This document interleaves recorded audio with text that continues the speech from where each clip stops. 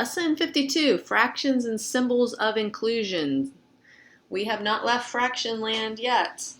Now these are more complicated fractions. The symbols of inclusion means we're going to have parentheses and brackets. And if you remember your order of operations, please excuse my dear Aunt Sally, the P stands for parentheses and it's also brackets and braces. So we always do what's inside of the parentheses first, then we're going to do our multiplication, and then finally we're going to do our addition and subtraction. So I'm going to be adding these fractions using an algebraic way of adding fractions. And I'm hoping as I do these inclusion problems, symbols of inclusion problems, that I'll also teach you how to add fractions more efficiently and more algebraically. So let's get going. I don't know if I have enough room, so I'm going to try to write small. Okay, so the first thing we're going to do is we're going to do what's inside the parentheses. I want you guys to show every single step. You are not above me in math yet. Some of you might be someday. But until then, I want you to do every single last step on your paper. I don't want to just see answers or half-hearted steps. Lots of steps, as many steps as I have at least. Okay, so I'm going to add these two fractions together. I can look here and I can see my common denominator is 16. So I'm going to make a little bit longer fraction bar, and I'm going to put 16 underneath it because that's your common denominator. So kind of what I do in my head, what you're really doing is you're saying 4 times what gives you 16, and then you take the top times 4. But in my head, I do 4 goes into 16 4 times. 4 times 1 is 4. And this one already has a 16, so we can just write the 7. Or if you think of it how I do it in my head, is I say 16 goes into 16 one time. 1 times 7 is 7. So you're either thinking you're taking this times 4 and this times 4, which is the same as multiplying by 1, or you can think of 4 goes into 16 4 times. 4 times 1 is 4. All right, hopefully you got that. Minus 1/8. So the first thing I just did is found the common denominator inside of my parentheses. Now I'm going to simplify inside of the parentheses. So we get 3 halves, and we're going to get 11 over 16. That's a bad 11. This pen is kind of like a marker. It runs together a little bit. 11 over 16 minus 1/8. Okay, now we did inside the parentheses. We simplified it completely. Now we're going to do our multiplication. 33 over 32 minus 1/8. I'm running out of room, so I'm just going to go over to the right. The common denominator here is 32. I'm doing it the algebraic way, so let's just take it right up here. So our common denominator is 32. And the way that I think about it is 32 goes into 32 one time. 1 times 33 is 33. That one didn't change. And then 8 goes into 32 4 times. 4 times 1 is 4. Or you can think of it taking top numerator and denominator by 4. That's the proper way of what you're doing. And we are going to subtract, and this one's pretty simple. It's just 29 over 32. And that's your final answer. Okay, we have 2 more of these. They get increasingly more difficult. This one has a mixed number in the middle. See that? 3 1/4.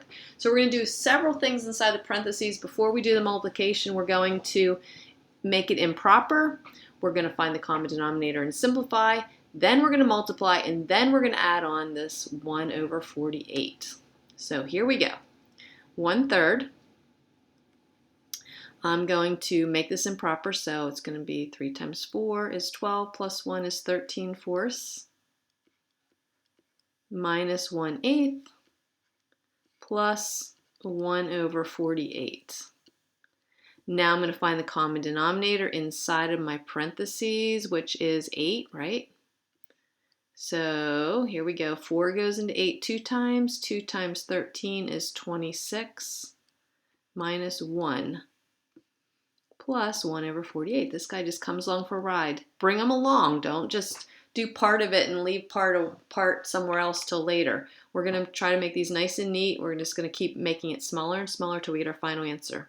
I wish I had a little bit more room to have it go the whole way down. So this is going to be 25 over 8. So all we did so far was simplify inside of our parentheses, and we get 1 over 48. Now we can do our multiplication. I'm just going to draw a line here. We're going to go up here. So 1 times 25 is 25. 3 times 8 is 24. Plus 1 over 48.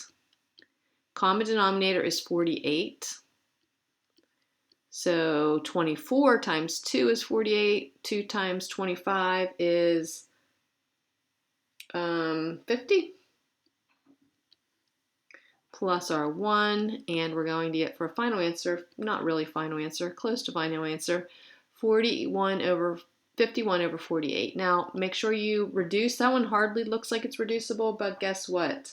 3 goes into 51 7 times, and 3 goes into 48 16 times. And like I told you in algebra, we can leave them improper. So you can leave it improper, but if that really bugs you, you can make it 1 and 1/16, but really in algebra, we want to leave it improper. All right, here comes the big one. This one has three symbols of inclusion as parentheses, 2 sets of parentheses, and brackets. So you're going to work inside the parentheses, inside the brackets, and then we deal with inside the brackets, and then we do our multiplication. So don't get lost here. So if you want to try, turn the video off and try this yourself. You're welcome to it, but maybe you should just watch. So I'm going to find the common denominator here, which is 6. 3 goes into 6 2 times. 2 times 2 is 4. And this one already has a 6, so we got that. I'm going to leave my parentheses on there. Okay, the next one, common denominator. Isn't that nice? It's 6 as well. 3 goes into 6 2 times. 2 times 1 is 2.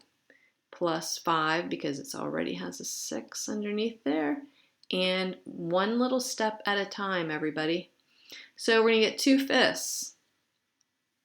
Now we're going to drop our parentheses inside. So we're going to get 3/6 plus 7/6.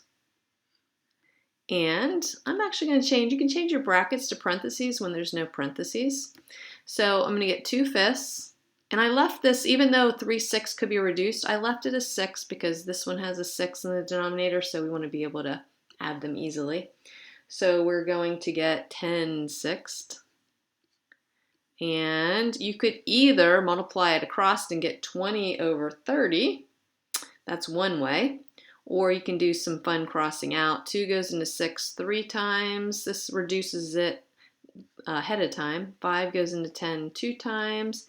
And our final answer, this one wasn't too bad, is 2/3. If you would have gotten 20 over 30, it still would have reduced to 2/3. So there we go, and now it's your turn. All right, where are they? Here they are. There's only 2 practice problems. So here's the first one. It's like the last one that we just did. Do inside the parentheses first, and then do inside the brackets, and then multiply. So go.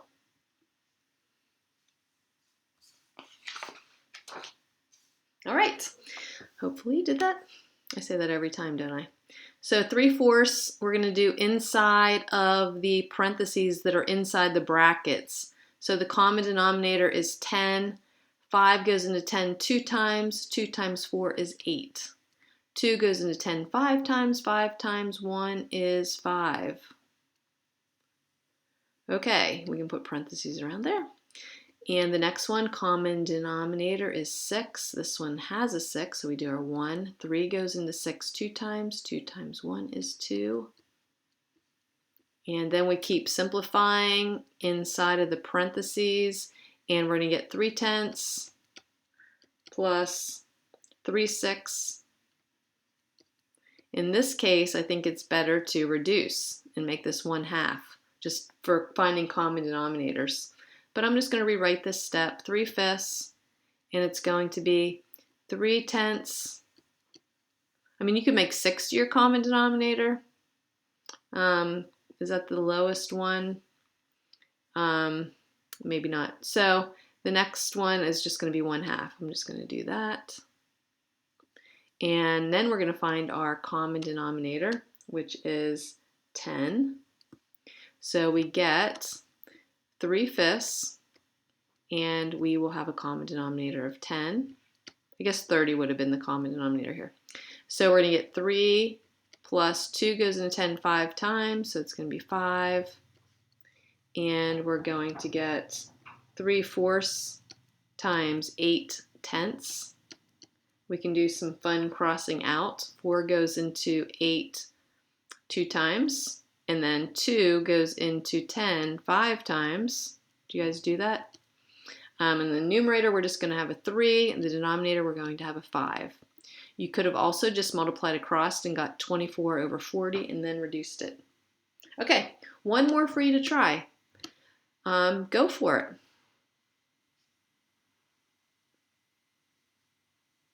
Okay, this one takes a little bit of work. So let's work it through. It has the mixed number going on inside the parentheses, so we need to make it improper before we start. So it's 5/2 minus 1/7 plus 1 over 28.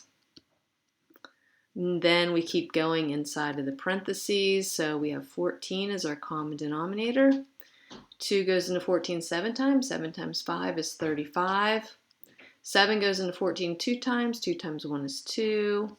And we have 1 over 28. All right, still simplifying inside of those parentheses. I have more room on this page. So 1/4, and we have 33 over 14. Lots of fraction practice. 1 over 28. Multiply now before you add. So we're going to get 33 over 56 plus 1 over 28. See, I'm getting that nice funnel look on this one because I have space. And we're going to find the common denominator, which is 56. This one is 33. 28 goes into 56 2 times. 2 times 1 is 2. And we're going to get 35 over 56. And guess what? That is reducible. 7 goes into both of those, so it's 5 over 8. Final answer. Be really careful on those. Show all your steps. That's it for lesson 52.